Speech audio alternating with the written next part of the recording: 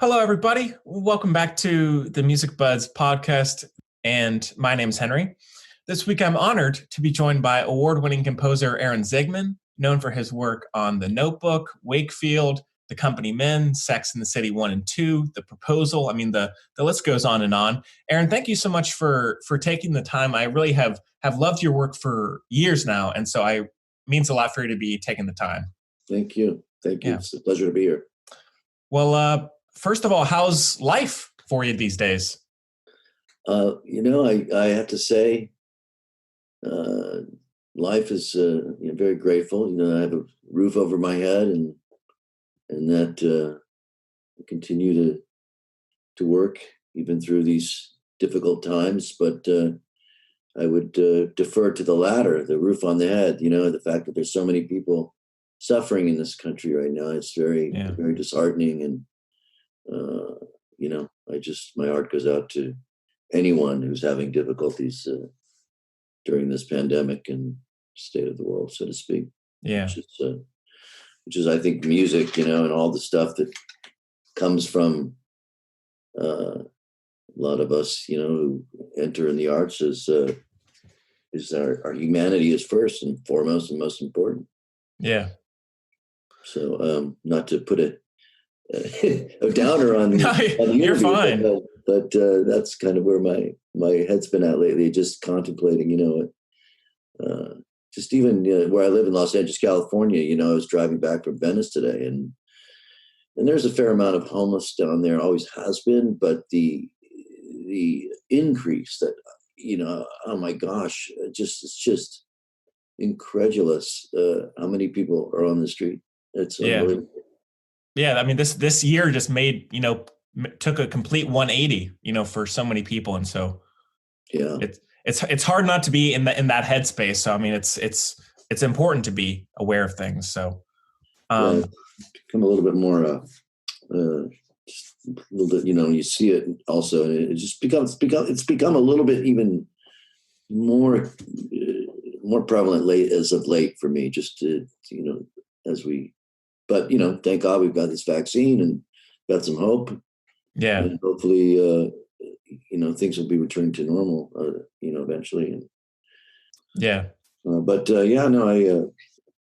working on, get back to music. I'm working on finishing a film and a wonderful director, and also working on my first oratorio that I've been commissioned to write.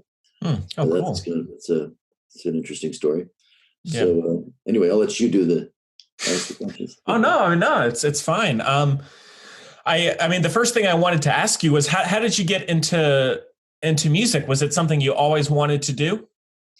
Yeah, I started playing piano at 4.5, 4.5, 5, and just before my 5th birthday, and music became. I made up my mind my life was going to be music by the time I was 14. I was into, was into music. I was into sports, and of course, I was accepted to UCLA. I picked UCLA, rather LA, and I went to UCLA. And I picked a geographic to go to school.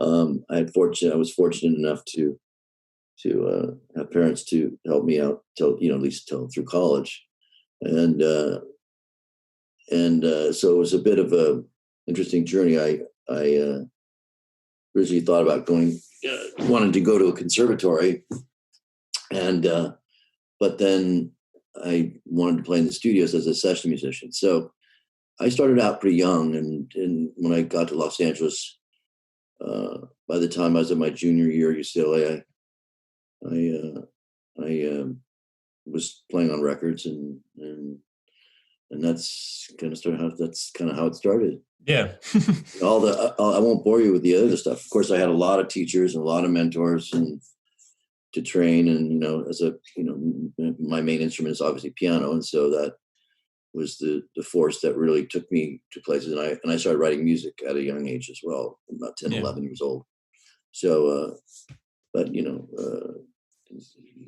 I had one defining moment that made me kind of make that decision for music. It was fitting. I was back east, and I was visiting schools, and I was into a record called the Colin Concert, which is Keith Jarrett, which is a kind of a very avant-garde jazz type of record at that time, and it was a very kind of big record for anybody who was into fusion and avant-garde jazz, and I was into everything, of course. Anyway, and I went to a concert and recital, and this guy got up there and was playing excerpts from that concert because there was no transcriptions, and I was just so blown away. And I go, "That's what I want to do," and that was kind of like the defining moment. Yeah. With that said, and I do want to get to your film work, but you have also done so many other things. Like, for example, you've collaborated in one way or the other with artists like Aretha Franklin, Christina Aguilera, John Legend. I mean, that list goes on and on. How did some of those collaborations begin? Well, funny, the Aretha thing, when I started to, get to know people in LA and sessions, this was kind of mid 80s. So I, the day of the staff writer and I got a publishing deal as a songwriter. So this was how I was able to support myself and obviously doing sessions. And I was signed as a songwriter, staff writer, so to speak, at A&M's publishing division, Almo Irving. There I met a guy named Jerry Knight, who was a monster bass player, great writer, awesome singer. He was the lead singer and bass player in Ray Parker Jr.'s band. And I'm sure you know Ray Parker Jr. is, right? Yeah.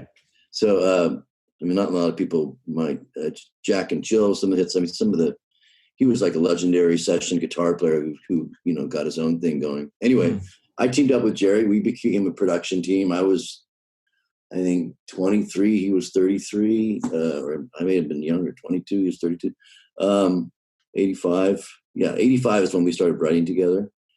And we produced all these, I was playing on sessions for film and pop and everything, I was a gun for hire and an arranger as well. And then I also had this other double life as a producer, songwriter, and my partner was Jerry Knight for about 5 years. And he was an amazing, like I said, force in music, amazing friend. And we produced a lot of records together. And we coincidentally, we wrote some of the big hits for the group called the Jets, dating myself, going back to 86. So our big, huge hit was Crush on You and Curiosity. And so these were, some big records. And from there, after we got those kind of big records, and we had I sought out these two managers, Ned Shankman and Ron de Blasio, and they were David Foster's managers at the present time.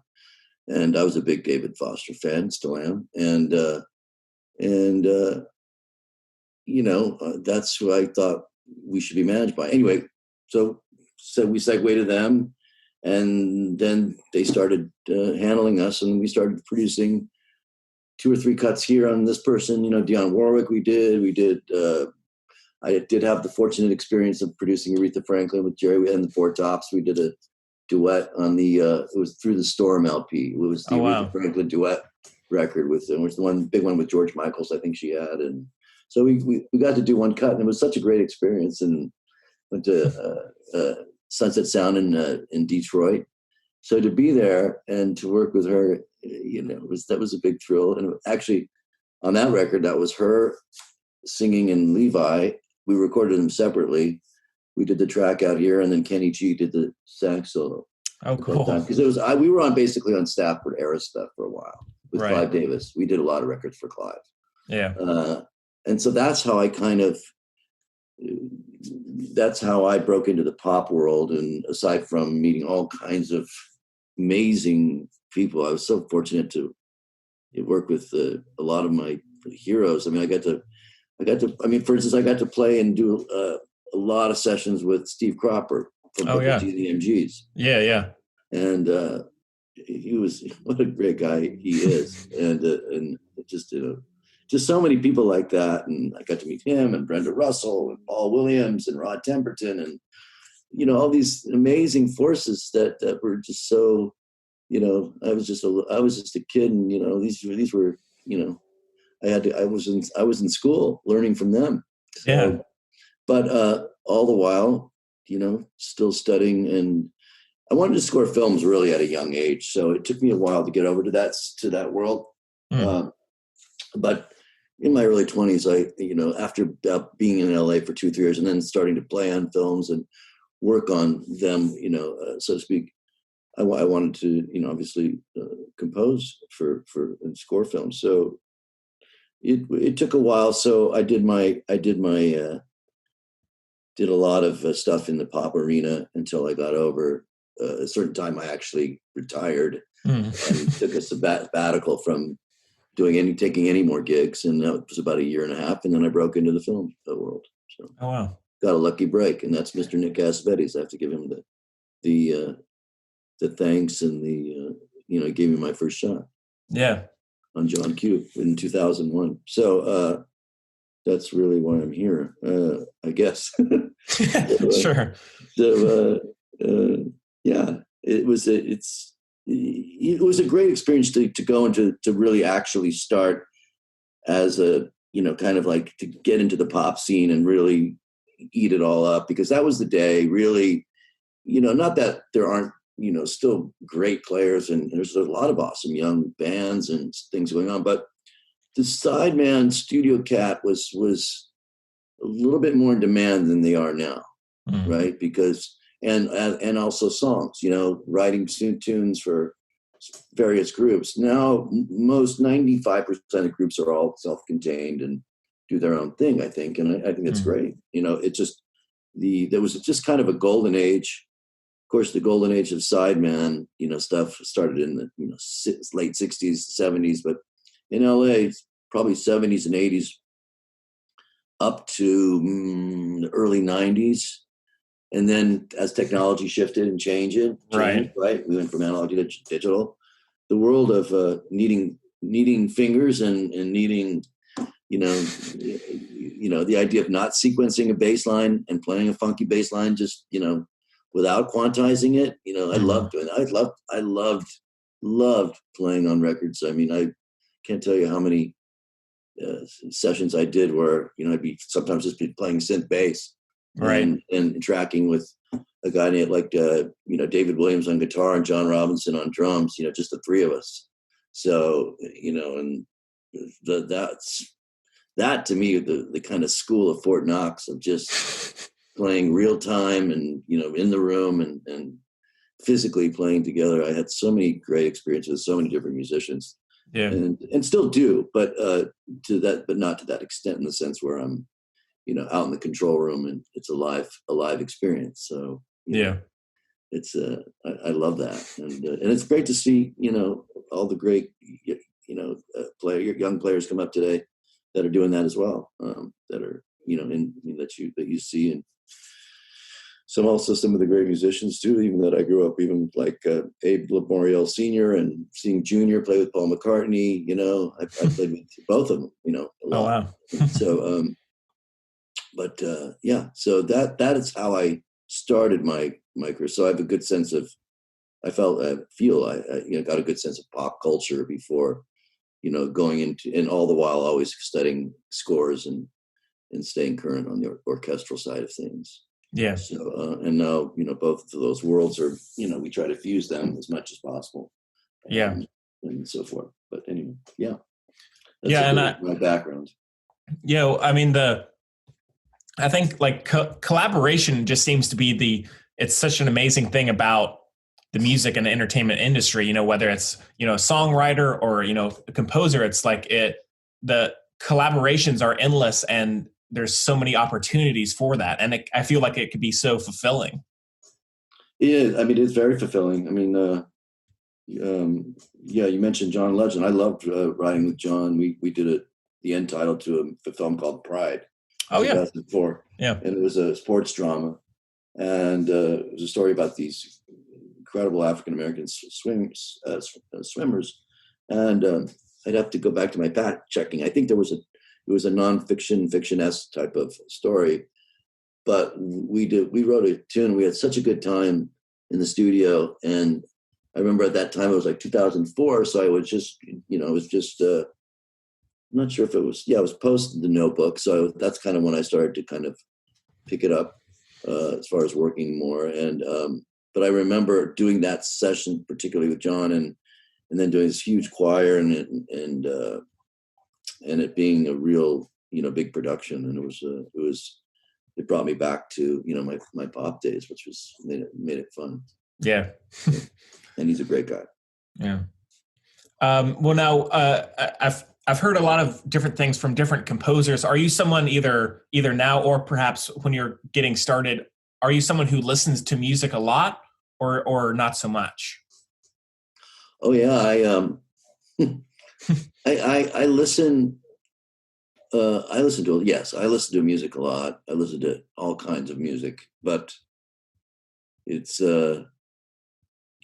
I've had, I always try to stay current on like who's like the latest hit band and what's going on in that world. Yeah. But I would have to say my love is, will always be classical music and always has been, and jazz, and those two fusions together. Oh God, correct me if I'm wrong. There's this great young Jacob Collier. Collier. Okay. Yeah. Yeah. You heard him? Yeah. Yeah. Oh man, he's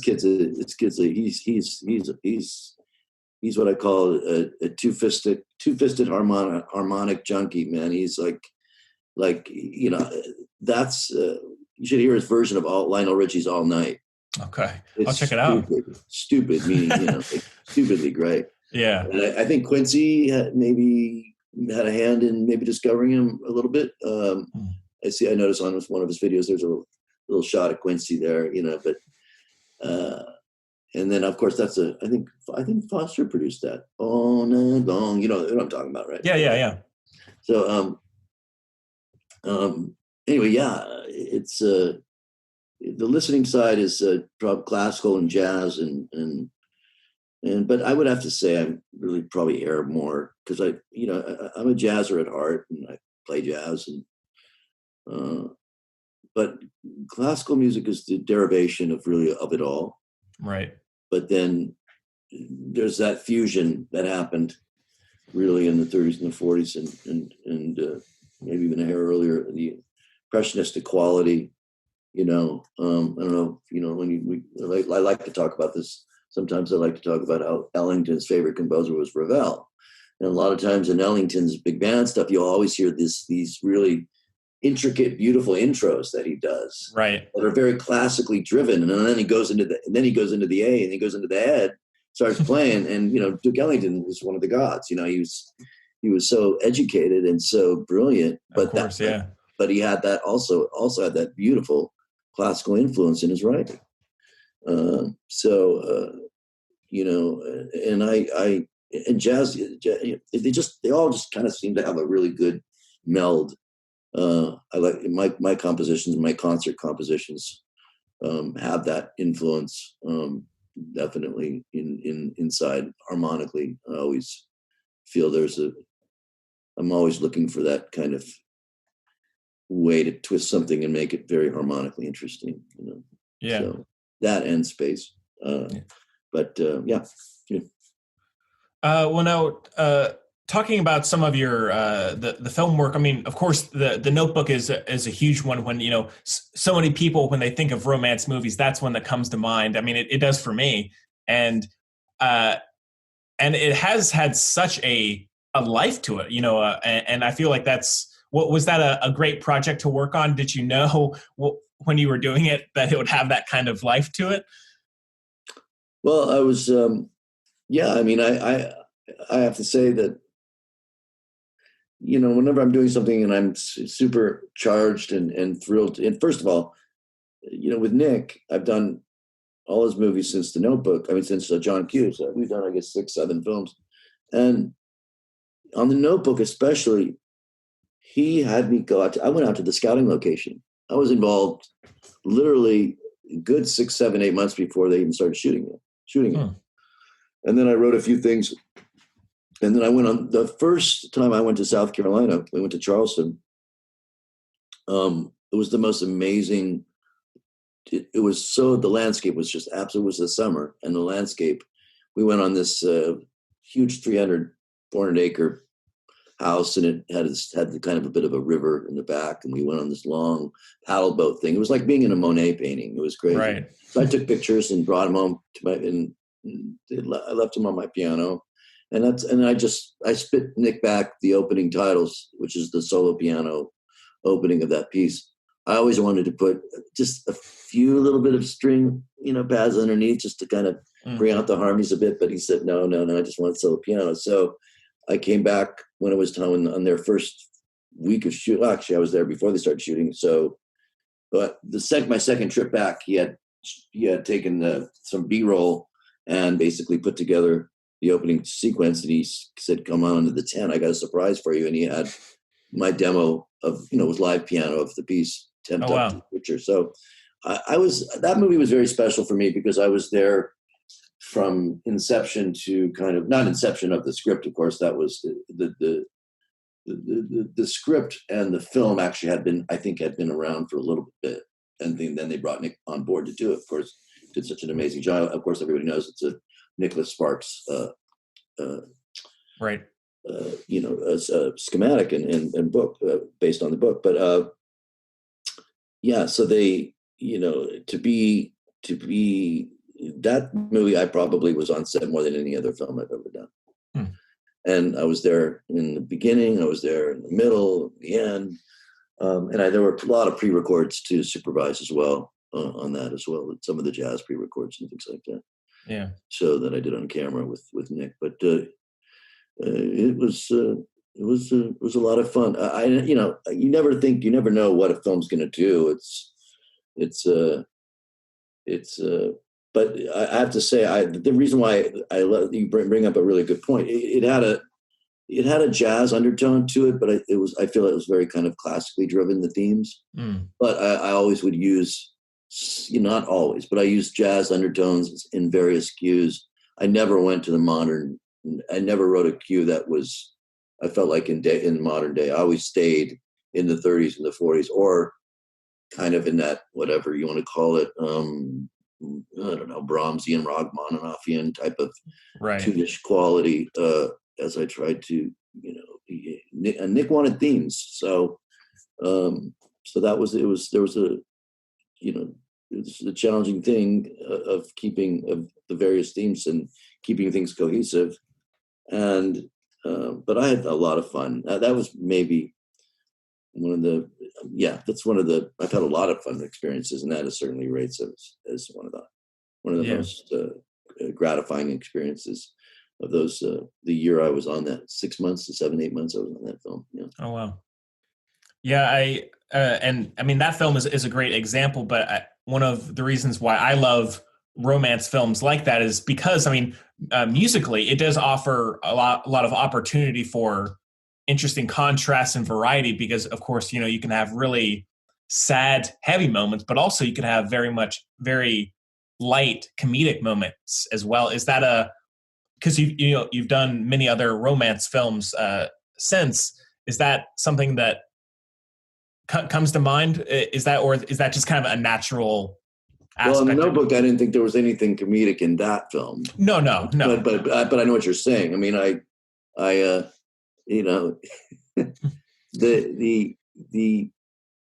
of the things that kind of happened a bit, in either good or bad, whatever you want to call it, is I got a bit typecasted when I got some of these romantic comedies that were under my belt, that were big. And, I love doing serious dramas. I don't really care what the content is. Right. So The Notebook to me was, people look at that now and it's kind of an iconic romantic classic. When it first came out, it was on Rotten Tomatoes, it was half and half.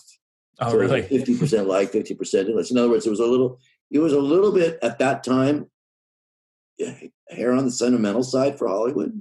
Right. But for some reason, 3 or 4 to 5, 6 months into that release, right, it became this cult thing, and just People just started singing over and over and over and again. And eventually some of the same people that, or say dudes I would talk to, go like, I wouldn't go to see The Notebook, you know, and they're like, oh man, I just saw The Notebook. It was such a great film, you know? Right. And you know, it was, first of all, you got Jenna Rollins in there. I mean, aside from Ryan Gosling's great performance and Rachel McAdams. Thank you, Rachel McAdams. Yeah, and Rachel, what a nice person, and both of them, Ryan, both super nice people, and I got a chance to spend a little bit of time with them on the set, but what a great guy, Joan Allen, and just the whole, and of course the James Garner, thank you. Yeah. So originally, Garner did an amazing job. They all did an amazing job. Jenna Rollins did an amazing job. I mean, she's royal. There's a reason why she's who she is. I mean, so that was a very compelling cast in a way. And one thing I'll say, give credit to Nick, is Nick has really, I mean, I'm sure that Ryan and Rachel would have gone on to have amazing careers with Notebook or non-Notebook, but these were early on a bit in their career. And Nick, Nick's a master at picking out awesome talent. Marissa Tomei, Rachel McAdams, Ryan Gosling. I mean, he can really, he's a real visionary. I mean, look at in Alpha Dog, Justin gave Justin Timberlake his first role, so on a major film. So I got to give Nick a lot of credit, and what he did with that film and how he managed it. I think at the end of the day, we composers, we have a huge responsibility. And of course, I think sometimes, I'm not speaking about me, I'm just thinking in general, my colleagues in general, I think sometimes music is very important to a film, but a director has so many responsibilities in the sense of the overall arc of everything, right? So it's and producers and everybody involved to be respectful. But that film has a big place in my heart, and I really love period movies. So that was same. I could do period films all day long. And it's interesting to see too. It's not like we have to go to that period and stay, which is sometimes a lot of guys like to go contrary, which is what I'm noticing. I have to say, I've never watched more TV in my life in the past 6 months, which has been great. There's some great stuff out there. I mean, my hat goes out to guy Rafael Rivera, and a great job what he did on Queen's Gambit. Oh man, yeah, Gambit, Queen's Gambit, not Gambit, and also The Crown. Hans and Rupert Gregson Williams. He did a really lovely job. I thought, very appropriate, and also great filmmaking and quality coming out of Netflix and a lot of these other, Amazon, a lot of these studios that just, the streaming world is high and alive right now in high and alive in America, as we would say. Get out to America. Thinking about Bernstein and West Side Story, but it's amazing some of the product and the episodic stuff that's being done right now, and I don't think we would have gotten as to this place. Well, sadly, how we got there is through this pandemic. But it would. In other words, I don't think the streaming world would be as massively prevalent, relevant right now as if it hadn't. And it's for the time, right? The theaters, we don't have theaters. I mean, so it's it's a blessing, and also, of course, it's a bit of a curse because all these great films that are not being able to come out in theaters, which is having to take a back seat. My heart goes out to those filmmakers. They must be, and I've scored a few of those, so that are in the waiting game. So it's a challenging time right now for everyone. But anyway, let me get back on course here. So very fun. So anyway, the Notebook, the romantic, the one last thing I'll say about that movie is if I would have gone out of the period, or anybody would have composed that score and tried to make tried to write music that's kind of like befitting for any type of modern type of, I think it would have been cheesed out. It really, you really had to stay in the period to make it authentic, so it wouldn't get, you know what I mean? It could have been a whole other story. So I was happy that it was very fun. It was at that time in my life where I really wanted a family too. So it was it hit me on a lot of levels. And I don't know, I was 30. I think I was 35 when I wrote that score, 36, whatever. And I wanted to really, have a family, but that never quite panned out for me. But I remember, writing and walking around my habit, it was very, very meaningful, that picture. Yeah. Anyway. Next. No, Moving on, getting up to modern day. No, you're fine. You're fine. Another one I wanted to bring up was Wakefield with Bryan Cranston, which is this intense character piece, and it's a really just it's dark, but it's a great film and it's a great score. Was that a cool film to be a part of? Yeah, that's in my top 3 or 4 best scores I feel I've ever written. And I was on that. I knew about that movie for 2 years. My dear friend, Robin Swycord, who's one of the most brilliant writers on planet Earth. And that was her second directorial. I did her first one, Jane Austen Book Club. All right. With Emily Blunt. And then when this came with Brian it was Bryan Cranston, Jennifer Garner, and Brian, and they did such an amazing job. I mean, for Brian to act out a third person character like that, to be able to narrate and do what he did, it was just I thought, I won't lie, I was a little disappointed that it didn't quite get to the exposure and to the Academy thing that it did. I really put so much of, like everybody else, but so much, of my heart and soul into that film.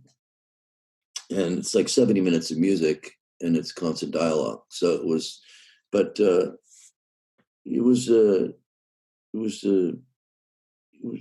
nice. It got into Telluride, which is a really big deal. And then it kind of just didn't quite get to the, didn't get to the exposure it did. And there's some very interesting people who have seen it, who, have written some very nice things about it in Rolling Stone. I mean, it was a nice review. And, but anyway, aside from all that stuff, that's just the Hollywood side. The real side of it is that I really enjoyed writing the score. And that, if you want to talk about jazz, there's a lot of influx of harmonically jazz in that score, probably the most of any film I've ever done.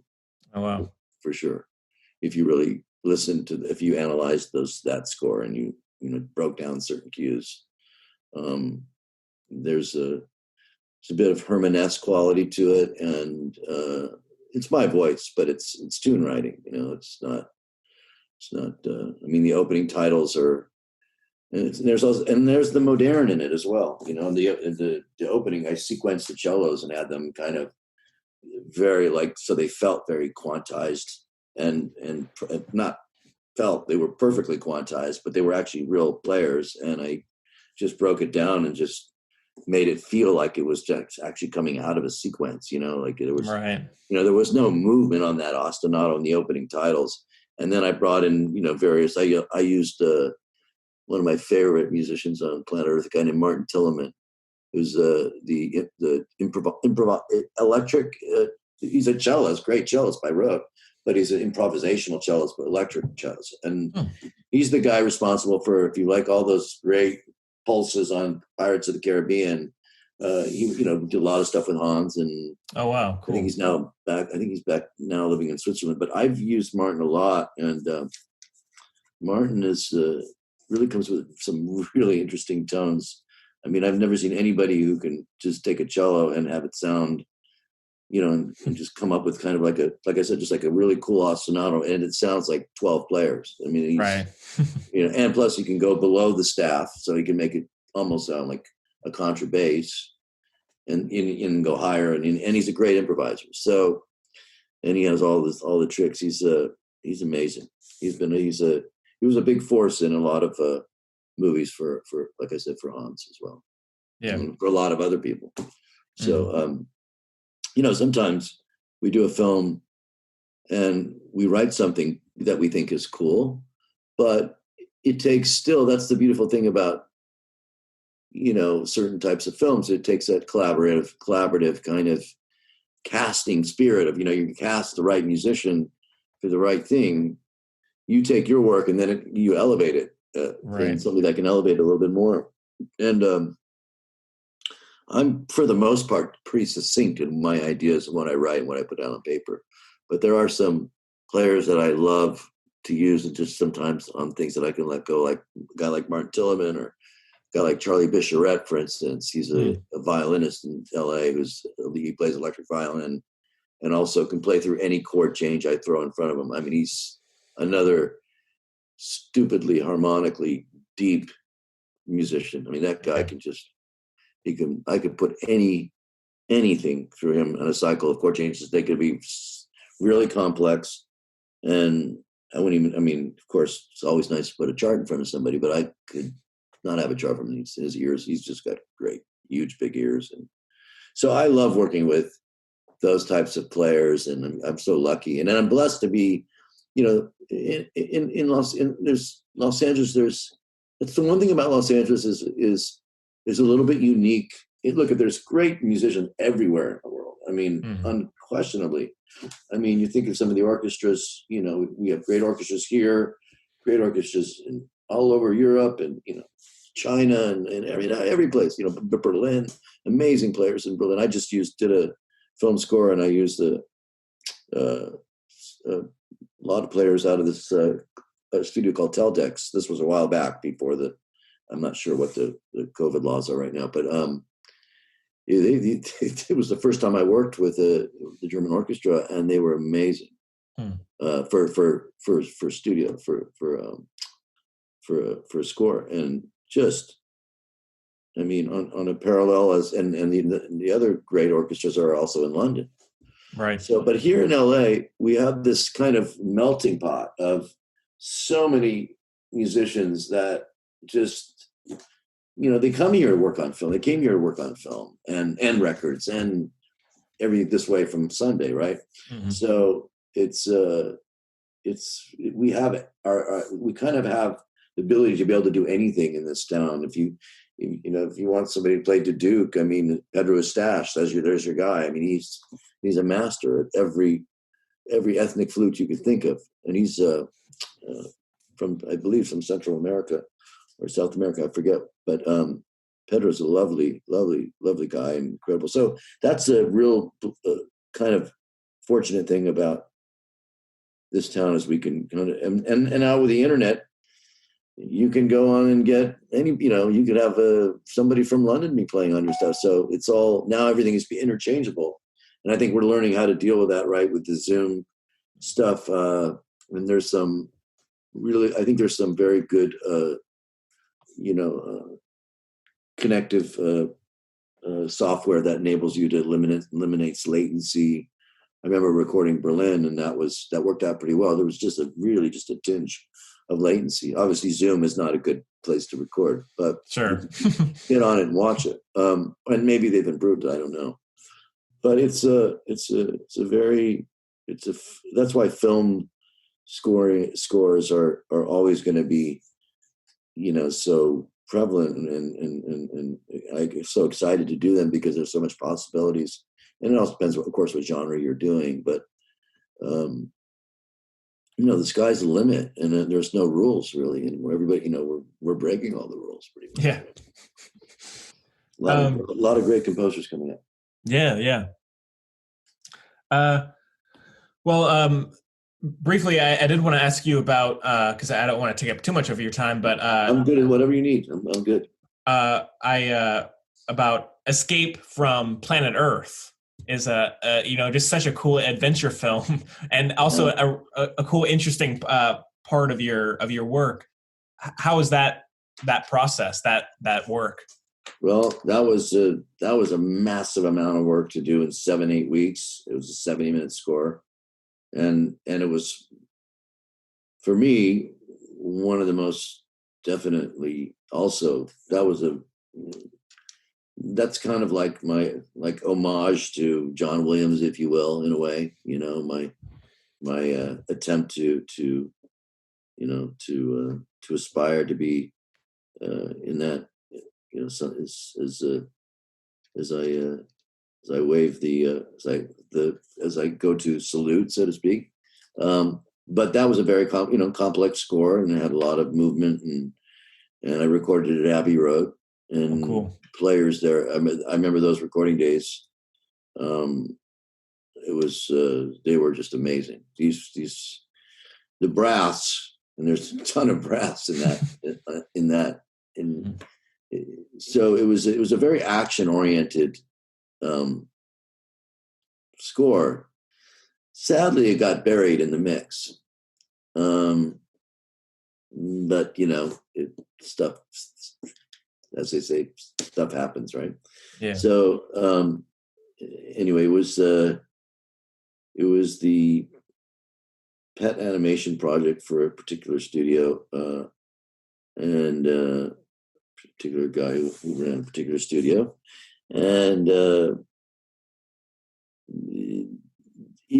I really was disappointed that it did not become what I felt it really had. Like, the main character's score, it had all the makings of the sequel, right? But something happened in the middle of the film that I felt, and I could speak freely of it now, is basically the guy who played the villain, who was oh my god, it was such Gandolfini from The Sopranos, right? Yeah. So his voice was the villainous General Shankar, and halfway through when I'm getting the changes, that's we're way past animatic, and I'm getting everything, all the real changes. So about halfway through scoring the film, I noticed that I'm hearing a different villain voice, and it was William Shatner's. So we went from a very threatening baritone, really threatening kind of guy who maybe kind of scared you a little bit, right? Yeah, so yeah. You have to think about little kids, and we went to this upper kind of tenorish voice, William Shatner, right, which was a little bit more kind of comedic in a way, Sure. And they, believe me, he did a great job. I'm not saying he didn't do a great job. It's just that it changed the tone of these kind of for like little kids, like little kids love to be scared. I don't care. They want to play monsters and roll around, right? And yeah. And I was a surrogate dad for a little while, so I believe me, this little bugger that I used to that I was helping raise, he all he wanted to watch was Cat in the Hat, The Grinch, and be scared. So so there was a consensus, I think, in the film that they were worried that the little kids were going to be too scared or something like that. That's right. Anyway, so that's why they played my music super low, because my music was very, it was big business, big, it's very hard to bury 105, 110 piece orchestra. Let me put that. Yeah. But you got that. It was buried. So it's okay. And these are creative choices that filmmakers make, and that's just that's what happens. I can't either. I just can't say, I don't say anything negative or positive about it. It's just a decision. But I do feel like the film would have had more of a cohesive kind of structure in the balance of it all, and the equations, right? Because you've got your Sarah Jessica Parker voices and whoever and there were some really great voices in the film, and it just was. I really thought it really, I could picture like the sequel, I'm Gonna Scorch You, Baby, because that was one of the things that you had this guy running around a spacesuit, was the heroine and used to go around and save everybody. Anyway, that was a fun score to do. It was an interesting journey, and it was it was a great recording experience. I can tell you that one of my favorites recording experience with the Abbey Road Orchestra. I've done probably, I think, 4 or 5. I did Flash of Genius with them as well. That's a group that I think they cull from various orchestras in London and studio. I'm just amazing players. Right. Isabel Griffith is the contractor of that particular group at Abbey Road. And I did Flash of Genius. I did Pride there, Flash of Genius, and Escape from Planet Earth. Those 3 films I did at Abbey, and they were all great experiences. So it goes to show you that we have phenomenal musicians everywhere in the world, but I would say London is also an amazing place to record. And man, I mean, their strings are awesome. I mean, we talk about the orchestra, everybody's awesome in London. And the percussion's like, but I will single out the brass, especially in London, as just, these guys don't miss. They don't miss. And I threw up some hardcore stuff in front of them, and it was not easy. So it was a very, very challenging but yet fun 3 days. Yeah.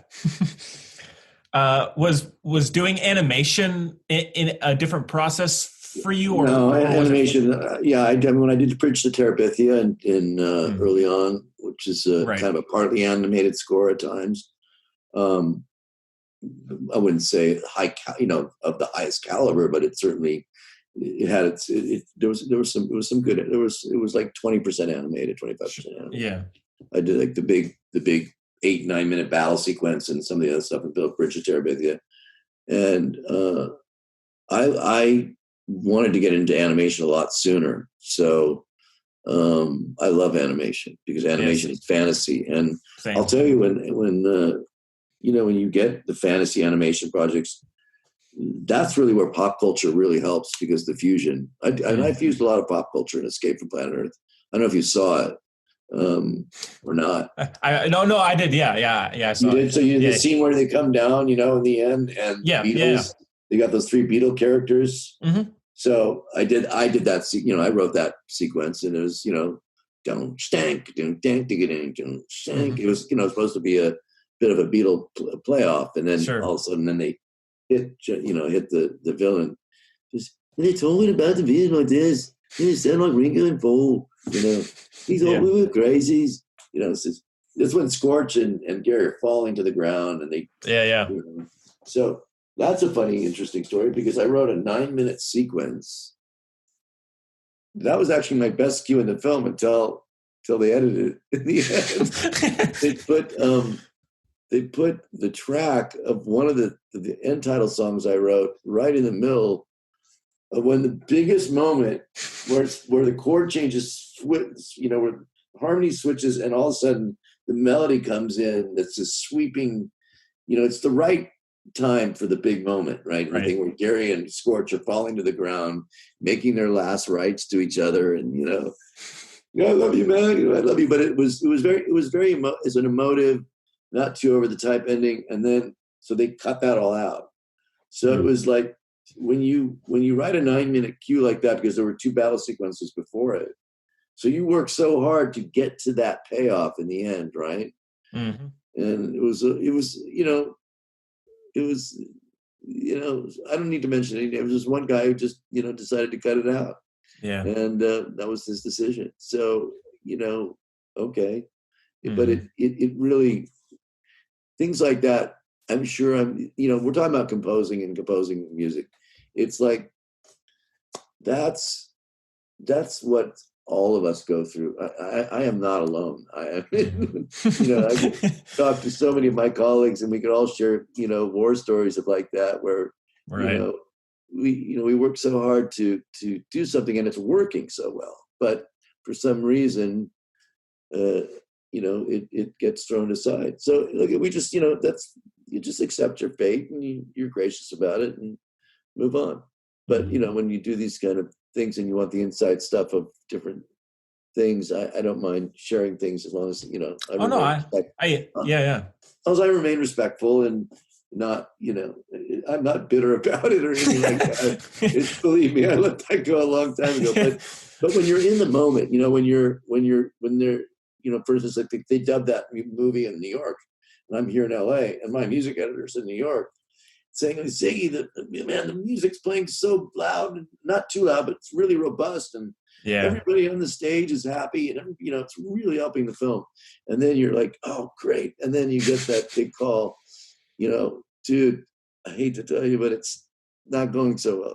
They're really, really suppressing the music.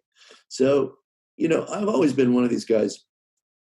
I would say 95% of the time when I walk into a dub stage, when I'm invited to go hear a mix, I always say, turn it down.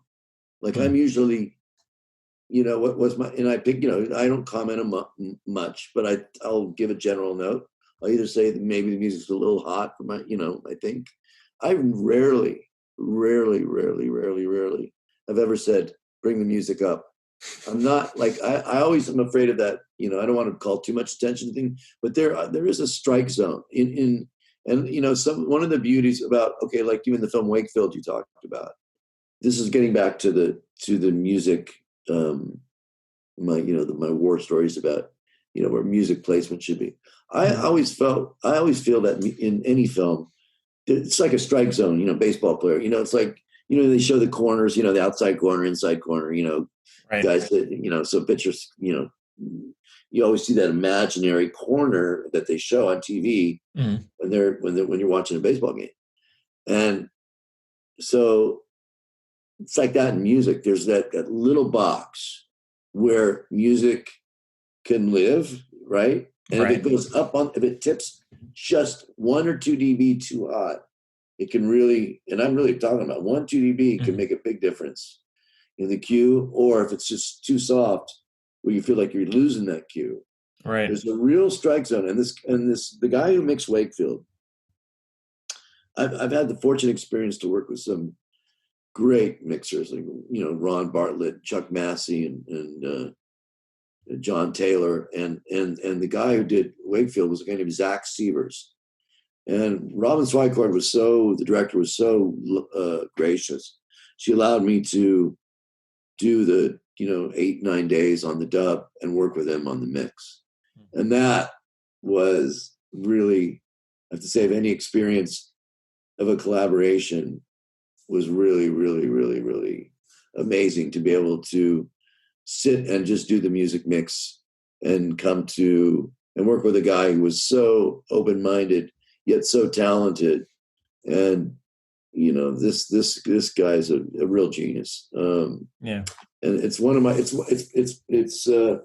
I mean, I love, you know, it'd be hard to say, you know, it's not that I love a mix better than another one, because every situation is different. But in that one in that movie in particular, it was very music driven. And so the music really had to respect Cranston's dialogue and the picture's overall sense of, you know, I mean, right, what do we respect most is the picture is king. And so we found that right common thread of where to put stuff. If I had to give an example, it would be that film. Sadly, it's not a film that a lot of people know. You picked it out. When I got your first email, I was really happy to see that you had picked that up. You know, John Burlingame, I'm sure you know who John is, right? He loved the film, and he did my screening moderation. But it's not a film for everybody, but it's really, if you know what the history is, it's a story based on a Nathaniel Hawthorne short story. So at the end of his Nathaniel short story is that in his version, the husband leaves for, I think, 20 years and then comes back. And then there's no ending. And he invites at the end of his short story, which was in the 1830s or 40s, I forget, he invites other writers to finish it. So Edgar E. Doctorow in 2000 wrote his version. He was a very acclaimed writer. He, I think, died in 2006 7 or 8, I forget. But that's where Robin, I think, got some of her schematic, or at least maybe some ideas from his version. And of course, that's just a short story. She had to make a full script out of it. Right. And of course, Robin, you just listen to the dialogue, and it's, she's a master. Yeah. She's a master. Really, really. And I was sad to see that film didn't, gain more gas than I think it could have been. And I think, even streaming wise, I watched it the other night. I hadn't seen it in a long time just to see how it held up. And it, really held up. I mean, Bryan Cranston just has such an immense amount of humanity. Yeah. And have you seen All the Way with LBJ? Yes, I have. Yeah. Yeah. Oh my God, what an incredible performance, right? Mm-hmm. And really good score by James Newton Howard. And the overall, just the movie itself. And I didn't want it to stop. Yeah. I really wanted to keep going. And Bryan did such an incredible job. I didn't think I was watching Bryan. I didn't see Bryan Cranston on the stage, on the screen. Kind of reminded me when Jamie Foxx did Ray. Remember yeah, exactly. That was like incredible portrayal. I mean, and Jamie plays piano, and well, by the way. So he, not only that, Jamie was very musical, and Shannon did the same thing. And I worked on that second record, I worked on Ray's last record. Oh wow! Warrior Departed the Planet, which was the second soundtrack record from Ray that Jerry Hay produced. We did 6 sides. Jerry and I arranged some things with Jerry, and I played on a lot of stuff. And it was going to be the second installment that they were going to release, which they did. And then Phil Ramone took it over at Warner Brothers, and it was that was my one time, the closest I ever got to Ray Charles. So, I was just thinking about the portrayal from Cranston doing LBJ, and which I just saw this literally 3 or 4 nights ago. Just amazing. Mm-hmm. Yeah, I agree. And so and the score was great, and the whole vibe. Yeah. So it's been always interesting and inspiring to see great performances and stuff like that. But yeah, Wakefield was very, very special to me in the sense of what I got to write and how long I wrote for it. I was literally writing music for that for almost 2 years. Oh wow! I knew about the picture on inception of the script, and that's really I do my best writing, I think. Well, it doesn't matter in any situation. I'm always going to give it my best, but if I get involved early, it always feels more organic that the music and a director has a chance to respond early about what's working and what he feels going to work too. So that's always an advantage. Yeah. Anything else you got on your mind? Well, I mean, there's a lot of projects. I did want to ask you about one. I know there's not much music in the movie, but I Saw the Light, the Hank Williams biopic. Like music. Yeah, I was curious, like how did that? I mean, I don't want to bring up something. No, it's all good. It's all good. I love Mark Abrams. I Saw the Light. Yeah, I Saw the Light. That Mark Abraham, of course, is the director and writer of that film, and the actor Tom Hiddleston. Hiddleston. What an amazing job! And they did such an amazing job with the songs, and with he's a great guy, and he's been with Mark Abraham a long time. Mark Abraham, like I said, was writer director. Mark Abraham also was a very successful producer. He did Flash of Genius. So that's when I first met Mark Abraham. Gotcha. And Mark's really talented guy and super smart. And so it's funny you asked me about the score about I Saw the Light. So I think I did 3 to 4 different drafts. I wound up writing some incidental what I call source music for the movie. There isn't really any score to, so to speak of, in that film. Mark decided at the end of the day to play it dry. Right. So when it says music by Aaron Zigman, yes, I did write some things, but there's really not a full-fledged score.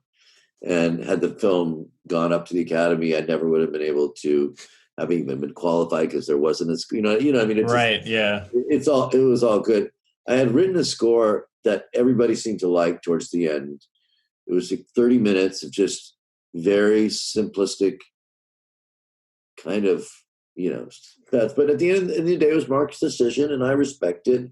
And it wasn't about whether I was writing good or not. He just wanted to, Dog Day. There's been some great successful films and it so happened that we had the same editor, Alan Heim, on the film, who did do Mad as Hell, I'm Not Gonna Take It Anymore. Remember that film? Yeah. It was Network, right? Network. Yeah. So that didn't have music. Dog Day Afternoon, which was Pacino, and that didn't have a score either. That was dry. And that was Deanie Allen, who was the editor of that film, who, by the way, I got one of my favorite things to say on my banner is that I was the last composer to work with Deanie Allen, one of the most famous, iconic female editors. I mean, she's like the grande dame, came out of the 50s and 60s. Yeah. And she was a mentor to guys like Alan Heim and a lot of editors. Anyway, she was brilliant. And she was tough. And this was my first film. And so I'm going from I Saw the Light, which you asked me about. Only thing I'm relating it to is because some of the same characters on other films that didn't have music were, they felt that it would be fine without score. And so I had to respect Mark's decision. No problem. I have no what we would call weird feelings or resentments about it or anything like that. Mark's my buddy, and that's what he decided to do. And that's what he decided to do. It's they still paid me, and they were respectful, and I really enjoyed the process. I do wish, of course, I wish my score would have landed in there. But he did make a great film. I'll be very objective. I thought it is, yeah. If you analyze, it's intense. I mean, it's really intense, but extremely well. I mean, all the argumentative scenes and it showed a very realistic portrait, really, of Hank. Yeah. And Hank Williams Jr. Hank Williams, excuse me, not Jr., but Hank Williams, before Hank Williams Jr. I mean, we're talking about a guy. I mean, that guy could swing. I mean, what that movie did get me into was studying Hank Williams even more than I already knew about him. Probably my favorite song is the long gone lonesome blues. I got the long lonesome blues. I mean, I went down to the river bed. I mean, that whole tune, that's probably my favorite Hank Williams song ever. I mean, Cold, Cold Heart and Hey, Good Looking and all the big hits, of course. I mean, and if you think about the lyrics, I mean, Cold, Cold Heart, oh my gosh, that is so apropos to what he was going through. And, there was a whole other side to Hank, which was this religious side, right? He had a pseudonym for, I forget the pseudonym of his other band, Hank Williams, and it was some kind of gospel name or whatever, some type of other name for his other band. And he died, he died at 29. Yeah.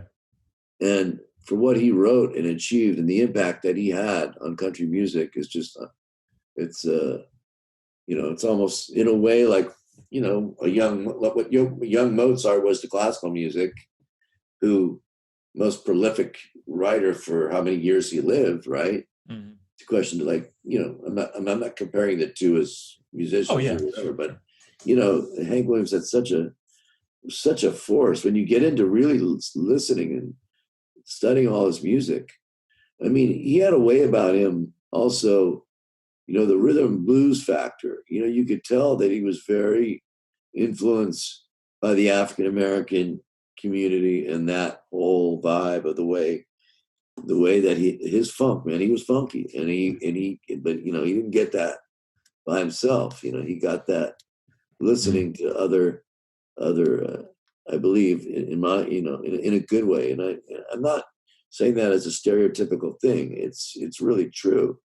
We wouldn't have you think about all the great music of this world, not just America, the African American and the I mean, you think about, oh my God, Peruvian music and stuff like that, the Afro-Peruvians. It's just the culture, the Black culture of our musical history is so important. Mm-hmm. It's so important to understand if you want to understand where so many things come from. Yeah. Their contribution is immense. It's just so vast and so, it's influenced all of us for so many years and generations and hundreds of years. I mean, and so many, and I'm not telling you anything or anybody that they wouldn't know that knows music, but it just reminds me, Hank was a special guy in the sense of, so I was just glad to be a part. I guess I'm just saying all this because I'm glad to be a part of that project. And, I have to say, my best friend in the world at that time, when I told you about Jerry Knight, he died of cancer when he was 40. Josh, he was 43 and I was 33, or he was 44, 10 years old. He was 10 years older than me. And that was one of the biggest, certainly one of the 2 or 3 tragic losses in my life. One of the biggest losses in my life. He was I'm sorry to hear that. Yeah, that goes way back, but it's still, I often wondered, had he lived, what would have happened with us. And he was such a brilliant guy, and it's always good to, I think, honor those that have left us, that made impacts on our lives. Oh yeah. So many people get forgotten, even composers that, look at James Horner, for instance. Oh yeah. I mean, James Horner passed, what was it, 4 or 5 years ago? Mm-hmm. But we didn't hear, did you see any big tributes that were done to him, for him? Not many. I didn't see, and it made me sad a bit, because look at the Titanic and all the, some of the big, like Braveheart. Braveheart is one of the most beautiful scores, and that melody, by the way, which got played, as you know, it gets played ad nauseum in the film, but I never get tired of it. Mm-hmm. I remember calling up Michael Donovan, who was my bassoonist, and also Horner, played first bassoon for Horner. And I called up Michael Donovan when I was watching Braveheart one day, and I was going like, Mike, man, this is like my favorite Horner score I've ever heard. It's just so beautiful. I mean, it's so original. And, he says, yeah, you're right. And so I don't think there's, and even Ennio, when Ennio passed recently, I think that music, and especially in film, I think it would be nice to see, in the future, musicians composers that, in no uncertain terms, people would take a little bit more serious on the sense of honoring their legacy with some type of bigger tribute to them in the sense of what they'd accomplished, because music is such a big part of film. I mean, mm-hmm. or not, it's what it does do, what it doesn't do. But imagine watching, every movie and without a score. Exactly. Yeah. I mean, some could last and do fine with just sound design and things like that. But for the most part, I think we for 95% or 98% of the time, we would it wouldn't work, right? People would, yeah, it would slow down. So I think, I don't know. I think we're not talking about me. I'm just saying in general. I think a lot of my heroes have been the unsung kind of heroes, so to speak. And going forward, I hope that changes. But that's just unfortunately how sometimes the dice rolls. But I mean, my favorite composer will always be in this, certainly for the modern age of course, John Williams, who's, done everything there is. mm-hmm. And he's 89, sad. Well, it will be a sad day, a very sad day when we lose our greatest living composer in film. But I guarantee you there will be a big, huge. But let's not go there, because let's hope he lives another 5, 6, 7 years, 8 years. Yeah. But and he's I've met him one time, and probably doesn't remember meeting me, but he's a very sweet, humble man. And here we are in this vortex, talking about so many different things. But when it comes down to it, again, it's the collaborative spirit of film that, one thing I'll say from pop music transferring over to film. In pop music, making a record is generally, obviously, you're achieving if you're producing the record, you want to achieve the artist's vision. That is your really primary purpose. Right. But there's also, if you're writing with the artist, and there's a collaborative essence in the tune structure, right? So either or if you're just producing the band, and it's a marriage. But at the end of the day, it's that integral aspect of achieving an artist's vision. And I was so happy that, because when I was producing a lot of pop records and arranging on them, orchestrating or playing, I always felt as a producer there were maybe 4 or 5 ways to try a tune, depending on the tune, right? Mm-hmm. Some tunes there'd be a lot of ways, but there's certain tunes that were really only 2 to 3 or 4 ways you could go approach an arrangement, right? It's the only way it's going to work. Now, film, when I broke over to the film side, and I, was like, finally felt like an artist again, because as a producer in records, I started out as an artist, as a sideman, as a musician, playing on people's stuff, orchestrating, and, parts that I did. I felt like an artist then. But there was a certain point in my career where I just felt like I was getting the coffee, and so I was so happy. It's so grateful when I got to the film side. I remember walking in my first production meeting with New Line. There's like 40 people, and I'm just there, and I'm like going, oh my God, there's all these people around me. They're so much smarter than I am. This feels great. I don't have to think that I'm, the smartest guy in the room. I'm actually probably the stupidest guy in the room. So, it just was so humbling and great to be in that collaborative medium. And that's what film has done for me, has taught me in so many ways to even be more of a collaborator, a better collaborator.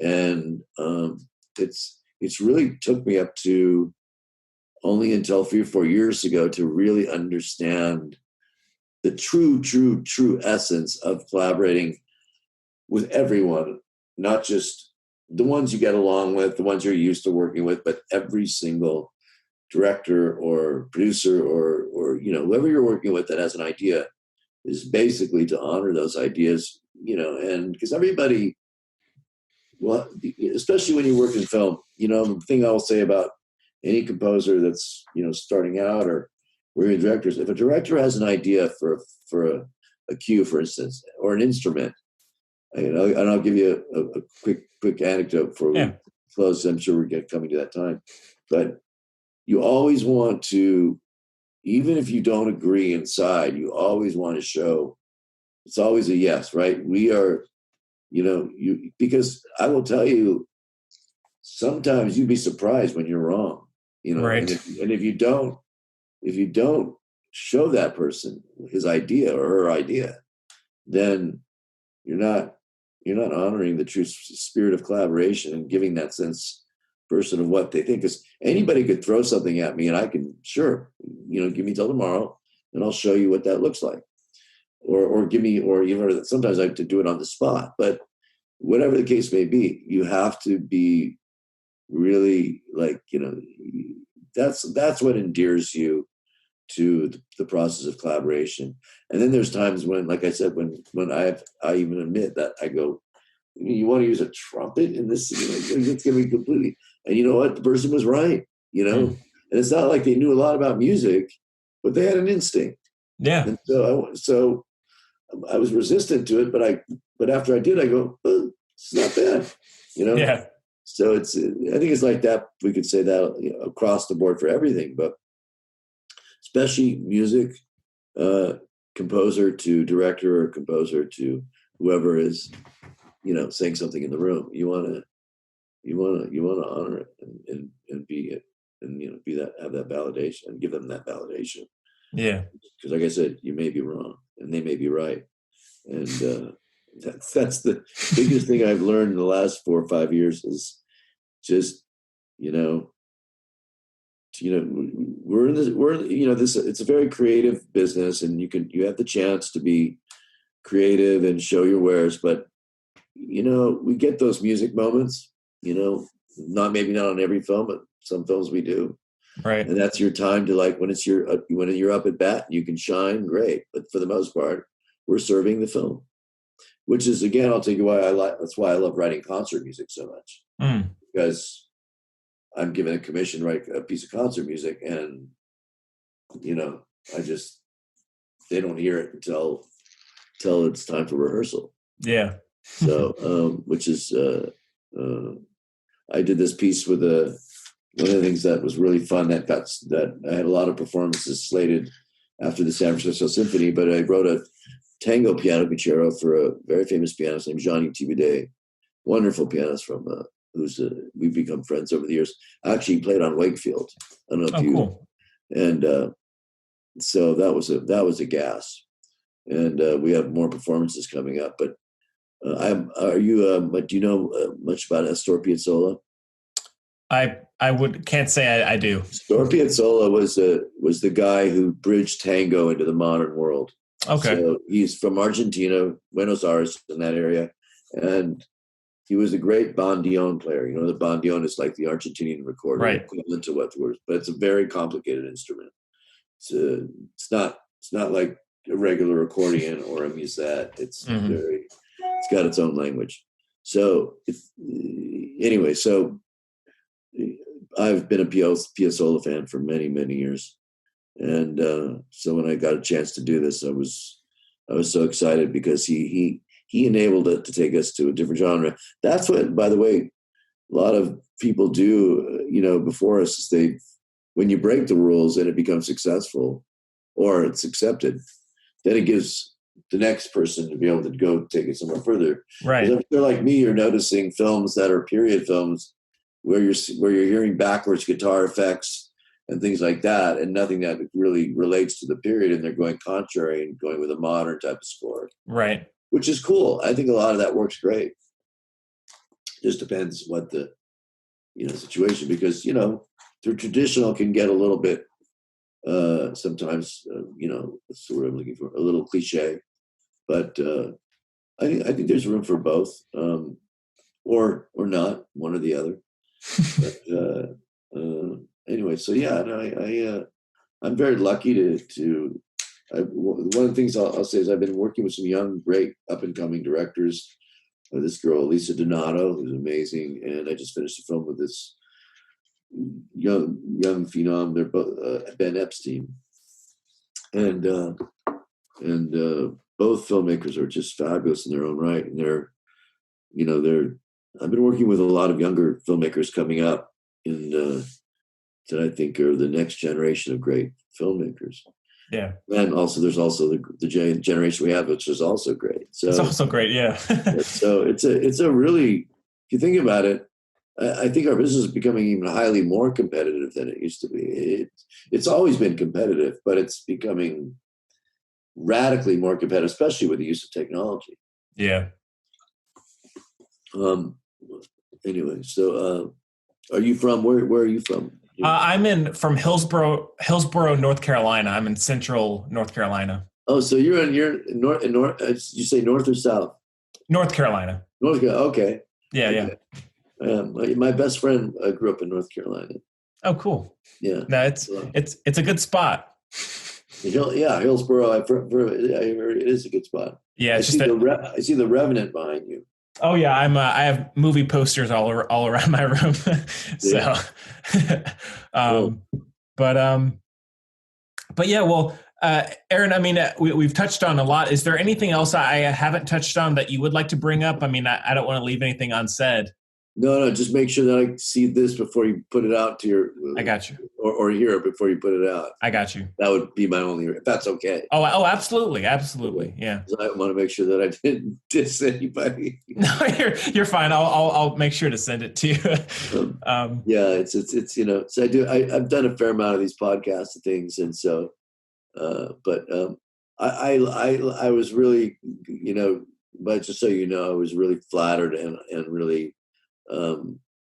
With the movies that you picked out and even the way you introduced me was actually it was the right balance of films, because it just you hit on all the films that were kind of really important. Like, I've done a ton of movies, don't get me wrong, it's just and I can probably think of some other things that but not every experience is like, oh, I can't wait to get up in the morning and do this. Right. I'll just be honest with you, Oh yeah, sure. Sometimes it's a job. Yeah, we're human beings here, Yeah, right. And it's and we're, as I like to say with my buddy, who I think is one of the greatest engineers in the world, Dennis Sands. I don't know if you know who Dennis Sands is. I don't think I do. Dennis Sands is basically engineered every single. I mean, he's done every Alan Silvestri, any movie by Alan Silvestri you've ever heard has been recorded by Dennis Sands. Not only that, also Zemeckis. When Zemeckis does a film with Silvestri, Dennis Sands gets to go on the dub stage and mix the music on the dub stage, which is rare. But Dennis gets one of the most beautiful, just right off the bat, one of the most beautiful string sounds. I mean, and his mic collection is stupid. But he works with everybody. He's a monster engineer. And there's some, I mean, and a lot of times, and I will say this also in film scoring, especially when you're doing a orchestral score. Okay, you're only as good as your room is your instrument, right? Right. Because if you record in a room that doesn't have a lot of air and you get close miking, it's not going to sound not nearly as good as if you're working in a room like Abbey Road or Sony in LA or Fox or I mean, I could think of even this Teldex room I was really impressed by. So, there's the room. Then you have the engineer, and of course you have your band, So there's some three components that, just scratch all the writing and everything else. That's just a really important factor. However, one could argue Ennio Morricone used this for the most part of his career. He liked to record in Rome and used this kind of always never really big, huge, large orchestras. He did some, I think, with big orchestras, but for the most part, he used this 45, 50-piece group in Rome, and wouldn't matter if you hear a cue and all of a sudden you hear the trumpets are out of tune or whatever. His writing was so genius and endearing. Do you know the movie Legend of 1900? Yeah. Okay, so the guy who's the guy who played on The Liar, the great English actor. He was in Inglourious Bastards. That movie where he plays he's on the ship, right? Right. Yeah. I mean, I've got to get a. I wonder if can you stream that movie? I wonder if you can stream it. You probably can find it somewhere. I bet. Yeah. I got it. That movie that was Giuseppe Torri's second film after Cinema Paradiso. Okay. So that was done after the big movie that broke Ennio Morricone to the world as this great, composer, that he deserved to be accolade. Because what did he have to do? At least 20 to 30 spaghetti westerns before people knew what it, and those were some genius scores as well. Oh yeah. But I believe it wasn't the Mission. The Mission was Marconi, right? Yeah, I believe so. Once Upon a Time in America, and but in this particular movie, Legend of 1900, I think it's some of his best thematic writing he's ever done. Do you remember the scene where God, I wish I remember the guy's name. Oh, it was 19. They called him 1900.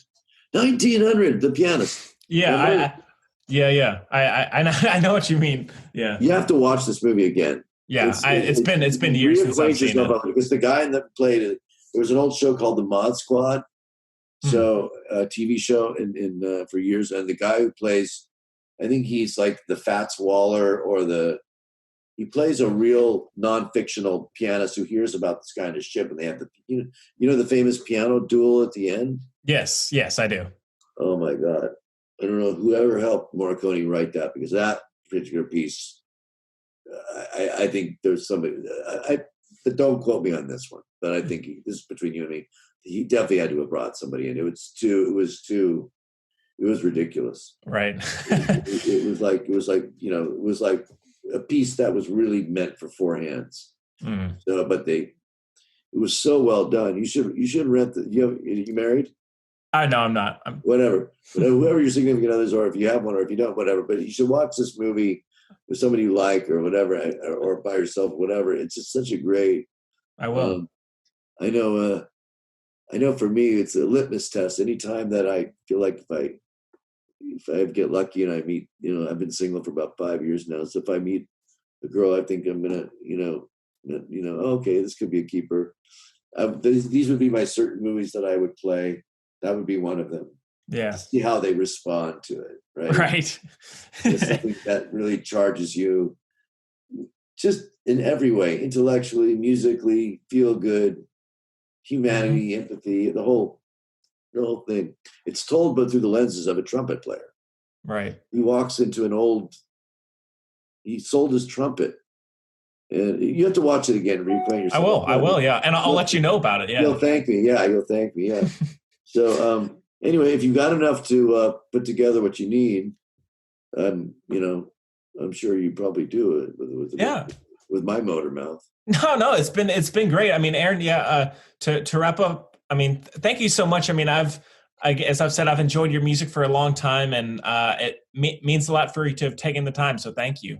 Oh man, that was fun. It made me forget about the world for an hour and a half. So yes. Anytime you want to do this, just give me a call. I will. And if you need anything or whatever, just feel free to reach out anytime. I will.